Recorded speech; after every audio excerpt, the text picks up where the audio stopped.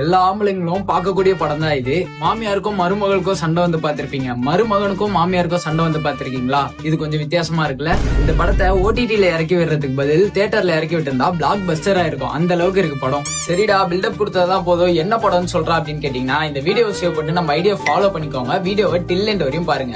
படத்தோட கதை என்னன்னு கேட்டீங்கன்னா, நம்ம ஹீரோ துபாயில வேலை பாக்குறது பிடிக்காம வந்து அவரோட சொந்த ஊரான ஊருக்கே வந்துடுறாரு. ஊருக்கு வந்ததுக்கு அப்புறம் ஒரு பொண்ணை வந்து மீட் பண்றாரு. அவங்க ரெண்டு பேர் லவ் பண்ணவும் ஸ்டார்ட் பண்றாங்க. லவ் பண்ணி கல்யாணமும் பண்ணிடுறாங்க. கல்யாணம் பண்ணதுக்கு அப்புறம் ஹீரோயினுக்கு வந்து ஹீரோட வீட்டுக்கு போறதுக்கு விருப்பமே இல்ல. அதுக்கப்புறம் என்னென்ன சம்பவம் எல்லாம் நடக்குது, குளறுபடி எல்லாம் நடக்குது அப்படின்னு சொல்லிட்டாங்க இந்த படத்தோட கதை. படத்துல யோகி பாபு அப்புறம் ராதிகா மேமோட ஆக்டிங் செம்ம ரியலிஸ்டிக்கா வந்து நடிச்சிருந்தாங்கன்னே சொல்லலாம். அவ்வளவு அழகா நடிச்சு கொடுத்திருக்காங்க. இந்த படத்துல எனக்கு ரொம்ப பிடிச்ச சீன் பாத்தீங்கன்னா, இன்டர்வல் பிளாக்ல முதல்வன் படத்தோட மேட்ச் கட் வச்சிருப்பாங்க. அவ்வளவு சூப்பரா இருந்துச்சு.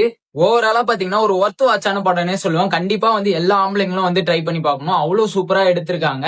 இந்த மாதிரியான டிஃப்ரெண்ட் மூவி எல்லாம் பாக்குற உங்க ஃப்ரெண்டுக்கு இந்த வீடியோ மறக்காம ஷேர் பண்ணி விட்டுருங்க. இந்த படத்தோட பேரை நான் இன்னும் சொல்லன்னு நினைக்கிறேன். பியார் பிரேமா காதல், அந்த மாதிரி இது பியார் பிரேமா கல்யாணம். கண்டிப்பா வந்து ட்ரை பண்ணி பாருங்க. நெட்ஃபிளிக்ஸ்ல தமிழ் டப்பிக்ல அவைலபிளா இருக்கு. இந்த மாதிரியான டிஃப்ரெண்டான மூவிஸ் எல்லாம் பாக்குற உங்க ஃப்ரெண்டுக்கு இந்த வீடியோவை ஷேர் பண்ணி விட்டு நம்ம ஐடியா ஃபாலோ பண்ணி வச்சுக்கோங்க ரெகுலர் மூவி அப்டேட்ஸ்க்கு.